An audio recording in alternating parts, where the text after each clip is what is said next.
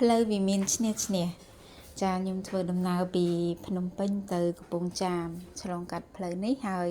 ខ្ញុំឃើញទេសភាពស្អាតមានដើមឈើអមសងខាងចាគឺត្រជាក់មែនទែន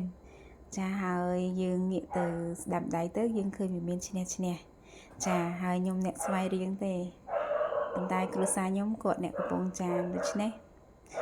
ពួកខ្ញុំបានធ្វើដំណើរកម្សាន្តដើរលេងហើយក៏មកភ្នំពេញចាឆ្លងកាត់ភ្នំពេញហើយក៏ទៅកំពង់ចាមវិញ